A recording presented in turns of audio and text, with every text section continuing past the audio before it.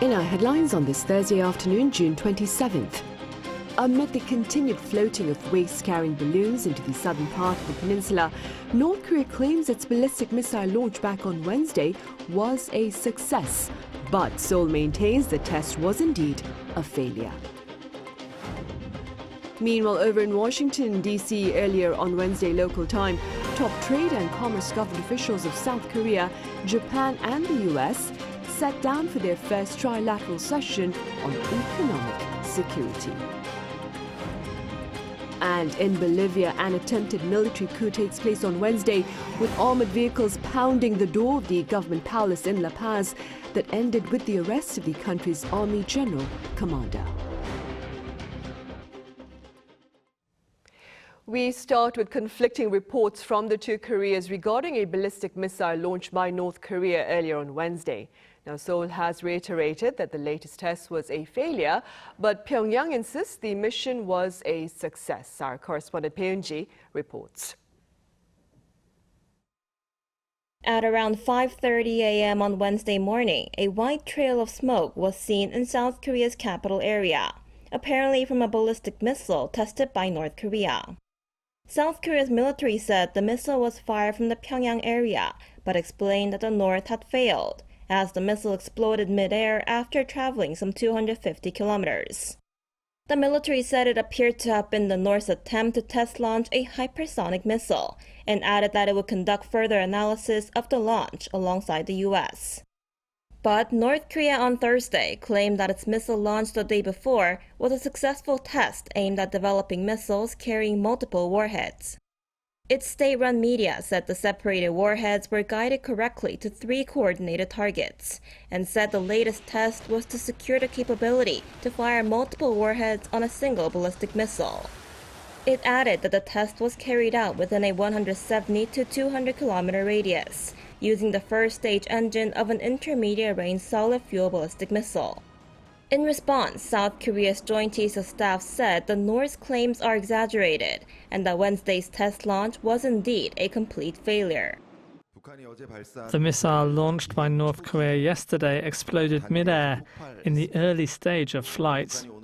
The North released some other information this morning, which I believe is merely deception and exaggeration.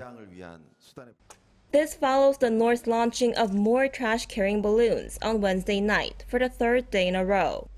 This was the 7th balloon launch in the past month by the regime. Announcing that the North has again floated another round of waste-carrying balloons, South Korea's military advised the public to report the balloons if spotted and refrain from touching them. To better address these threats from North Korea, South Korea on Wednesday resumed live-fire drills on its western border islands for the first time in nearly 7 years. The country's Marine Corps fired around 290 artillery shells using its K-9 howitzers and Chunmoo multiple rocket launcher systems. This was the first such exercise after the country's decision earlier this month to suspend the Inter-Korea military agreement, which bans hostile activities, including live-fire drills near the border. Peunji, Arirang News. Top trade and commerce officials of South Korea, Japan and the U.S. sat down for their first trilateral session on economic security in Washington on Wednesday. Our Park Gonu covers their discussion. Industry ministers of South Korea, the U.S. and Japan in their first trilateral meeting have agreed to strengthen their cooperation on supply chains and economic security. The meeting in Washington, D.C. on Wednesday local time was held between South Korea's Minister of Trade, Industry and Energy, An Deok-kun, and his U.S. and Japanese counterparts, Gina Raimondo and Saito Ken. This was a follow-up meeting after the leaders of the 3 countries decided at Camp David last August to hold these ministerial meetings. In a joint statement on Wednesday, the 3 ministers said their shared intent was to promote the development of critical and emerging technologies and strengthen the security and resiliency of their economies through a trilateral mechanism. Saying their top priority is to strengthen resilience of supply chains in fields such as chips and batteries, they also said they aim to promote principles on resilient and reliable supply chains that contain rules of transparency, diversification, security, and sustainability. The ministers also agreed to improve their cooperation in advanced technologies like AI and core minerals. While some experts point out that the trilateral meeting was held to ask for Korea and Japan to join export control efforts against China, One professor spoke about Korea's stance. In terms of severity, I think the Korea may have come up with different attitudes against Japan, because even though the Korean companies have taken over major market shares in semiconductors, when it comes to semiconductor producing equipment, Korean companies are taking over very small portions in the global market, less than about 3%. And as part of the ministerial meeting, the top industry officials agreed to meet annually at the ministerial level, along with regular working level meetings. Park Gon-woo, Arirang News. Back on the local front, victims of Monday's fatal fire at the lithium battery plant, that is, in Hwasong City, are believed to have suffocated to death. Our An Sung-jin has the latest. As the investigation into the deadly blaze at a lithium battery plant in Hwasong City, Gyeonggi-do Province continues, the identities of the victims are still being confirmed. 17 people have been identified so far, 12 Chinese nationals, 4 Koreans, and 1 from Laos, which leaves 6 remaining to be confirmed. The Gyeonggi Nambu Provincial Police, in coordination with the National Forensic Service, confirmed DNA results and notified the families, including the families of foreign nationals. DNA testing continues for the rest of the victims. As the National Forensic Service continues its autopsy, it has tentatively concluded that all of the victims suffocated. Search and seizure procedures have concluded after 7 hours at the lithium battery factory, which was the site of Monday's deadly fire, as well as at a related labor office. The police will begin analyzing evidence based on confiscated items such as documents on the lithium battery manufacturing process and safety management. This comes as part of the police and the Ministry of Employment and Labor's investigation to identify the cause of the fire and those responsible. The government will continue its investigation as it turns out that the fire department had already warned about the danger of a fire due to rapid expansion of combustion, 3 months before the tragedy. Additional search and seizure procedures may be needed, and the police will be summoning those charged with violation of industrial laws. However, it is expected to take time to determine the exact cause of the fire. The fire, which broke out on Monday after a series of explosions at a battery cell storage area, has left 23 dead and 8 injured. An Sung-jin, Arirang News. In other news, President Yoon Suk-yeol has unveiled a new list of names to head a number of the country's agencies for public service. According to the presidential office earlier on this Thursday, Kang Min-soo, currently the chief of Seoul's regional tax office, will soon lead the National Tax Service, given his experience and expertise in the field. Meanwhile, Kim Jong-mun, who previously served as a secretary to the president, has been named Deputy Minister for Government Policy Coordination, given his active role in policy planning. Other high-profile appointments include Ho Sok-kun as the Commissioner of the National Fire Agency, given his 3-decade service as a firefighter.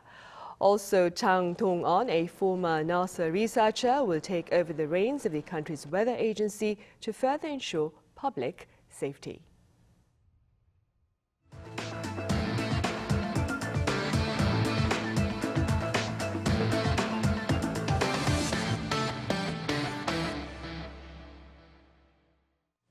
In Bolivia, the country's Army General Commander has been arrested after an apparent coup attempt. Our Yoon has details. On Wednesday, an attempted coup by Bolivia's armed forces came to an end, with the former military leader behind the rebellion arrested. Earlier in the day, soldiers had surrounded government buildings in La Paz before armored vehicles charged the doors of the presidential palace. Leading the coup was former military commander General Juan Jose Zuniga, who had been stripped of his position on Monday. Before entering the palace, Zuniga told reporters that 3 army chiefs had come together to take action due to an economic crisis in the country, saying that he had public support. He added that he was trying to restore democracy and free political prisoners. Hundreds of President Luis Arce's supporters gathered in the square outside the palace, as Zuniga was confronted by Arce, who ordered the soldiers to withdraw. As the police took control of the plaza, Bolivian authorities arrested Zuniga. Inside the presidential palace, President Arce appointed new heads of the Army, Navy, and Air Force. Replacing Zuniga is Jose Wilson Sanchez, who ordered all mobilized armed forces to return to base. In a speech after the attempted coup, Arce said the military had stained the uniform and the Bolivian constitution through its actions. Without a doubt, this has been an atypical day for a country that wants democracy.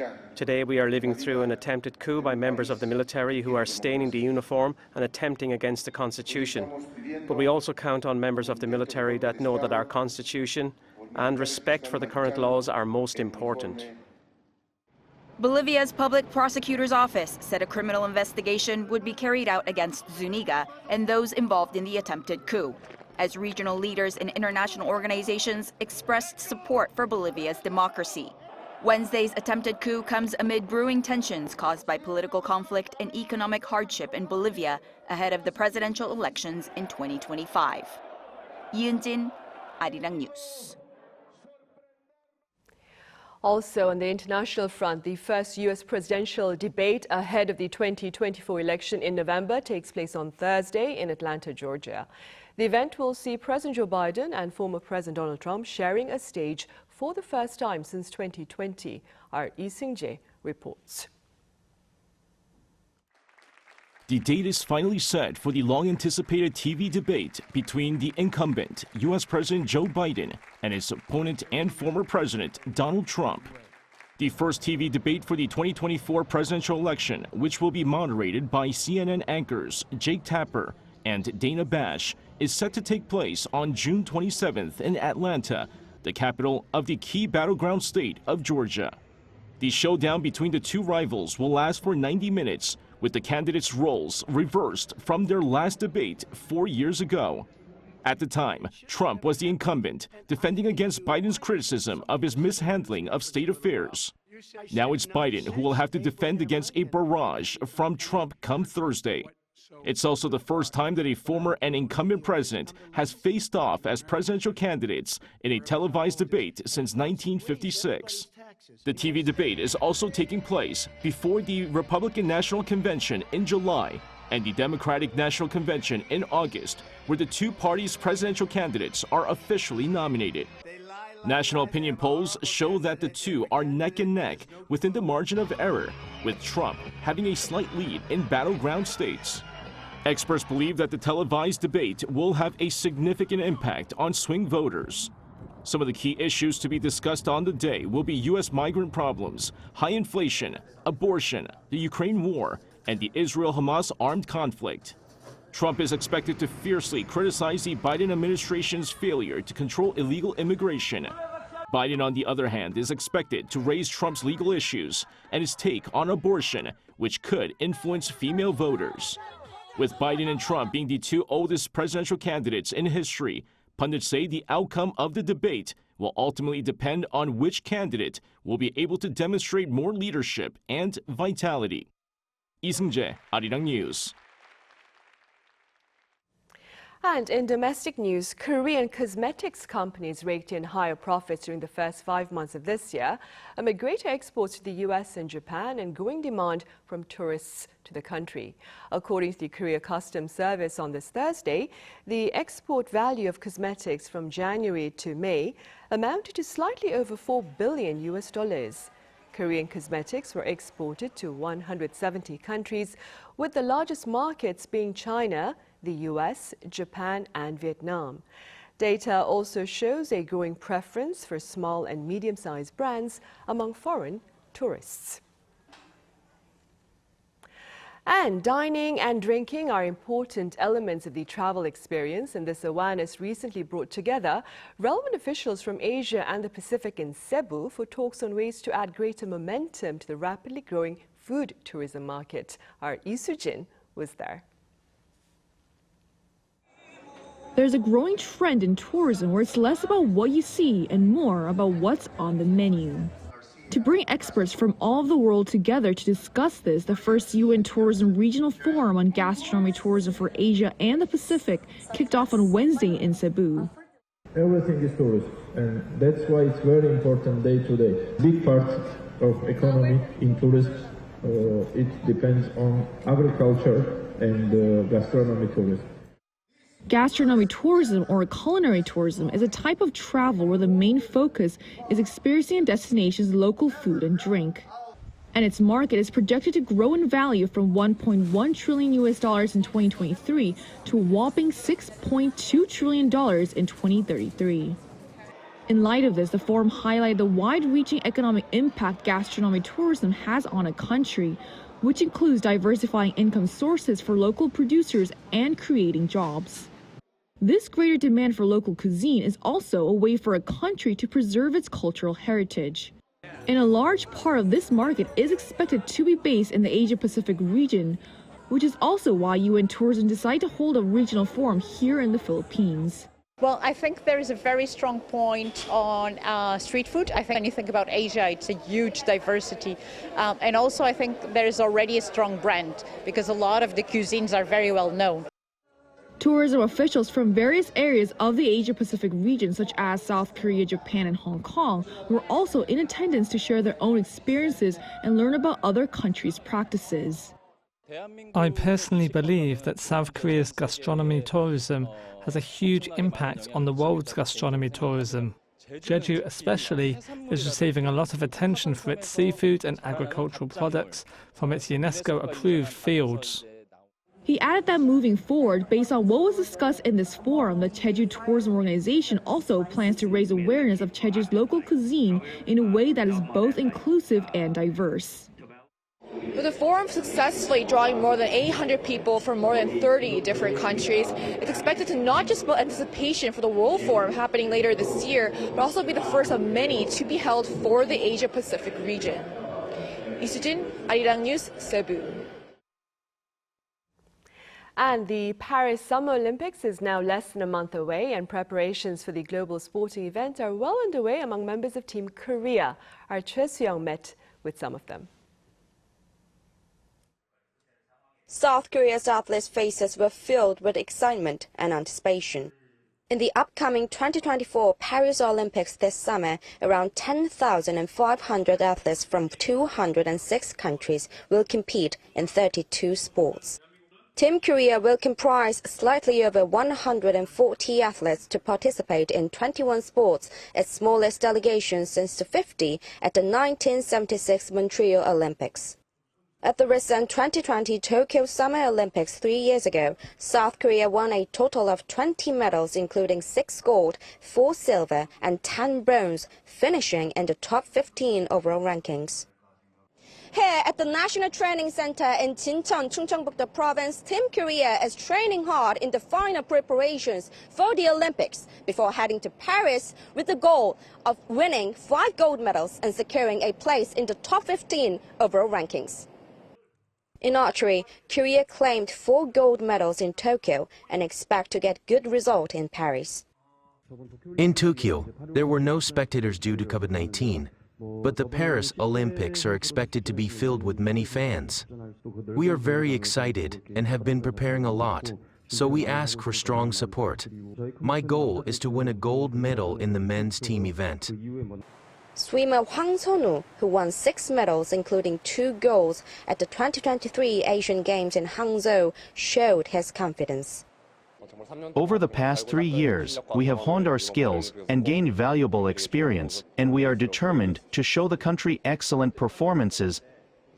Weightlifter Park Hae-jung aims for a medal in the discipline for Team Korea for the first time in 16 years since the 2008 Beijing Olympics.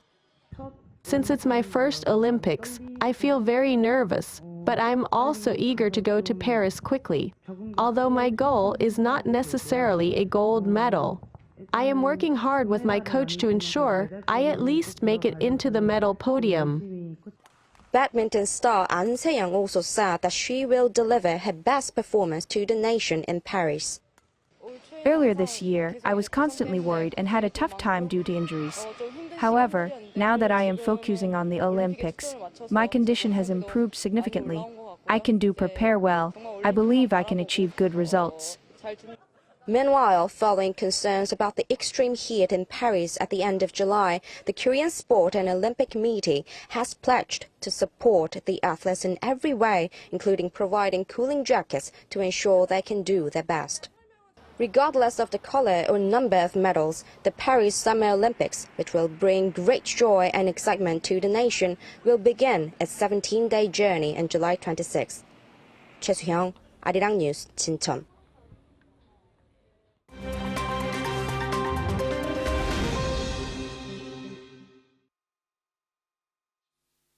Let's take a look at the latest news in the world now. In Kenya, the country's President William Ruto announced on Wednesday that he will not sign a controversial finance bill following mass protests across the country that have left at least 23 people dead. In a televised address Wednesday, Ruto confirmed that he had decided not to sign the 2024 finance bill as the people had spoken. This comes ahead of the 1 million people march planned for Thursday, which the Kenyan protesters say will still take place despite Ruto scrapping the bill. The budget bill was passed by Parliament on Tuesday, despite widespread opposition to tax increases it included. Parliament buildings were set alight on the same day, while there were also violent clashes between the protesters and the police nationwide.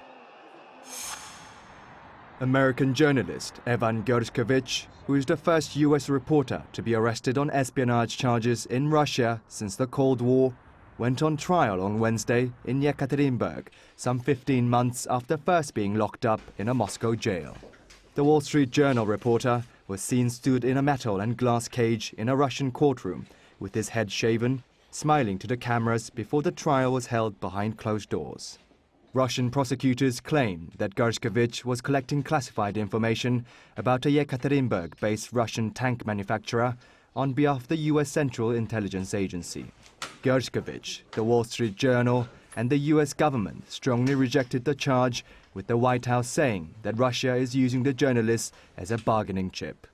Gershkovich faces up to 20 years in prison if convicted. As sweltering temperatures in Washington, D.C. rose to some 37 degrees Celsius over the past few days, a wax statue of Abraham Lincoln partially melted, causing its head to fall off. The 1.8-meter-high wax statue had been placed outside Garrison Elementary School, which is on the site of Camp Barker, a Civil War-era refugee camp. The statue, which is also a functioning candle, was part of the wax monument series by Virginia-based artist Sandy Williams IV, which creates wax replicas of popular public monuments and cultural icons. The head from the wax sculpture is now under repair. Kim Seong, Arirang News.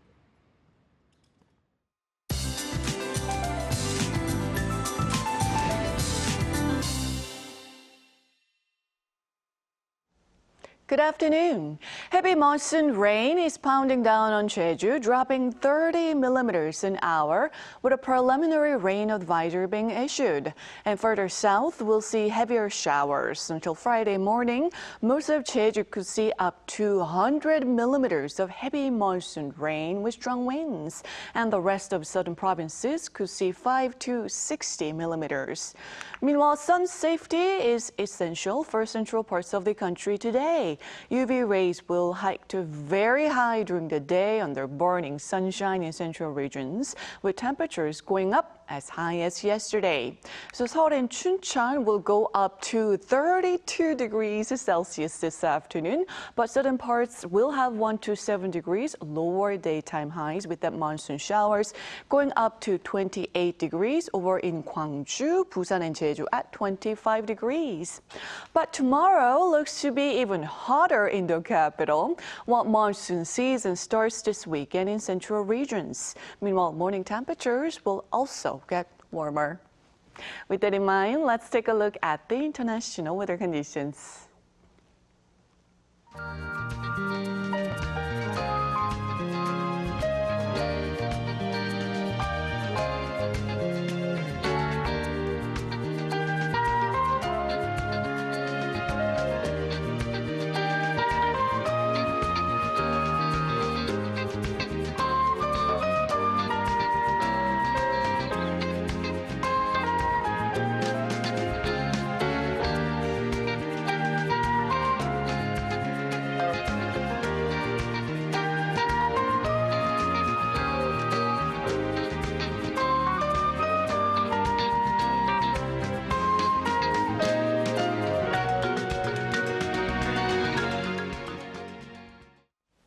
Those are the headlines at this hour here in Korea. Coming up right after this break is our daily panel session, and today we touch upon the ongoing dispute over healthcare reform between the government and the medical arena.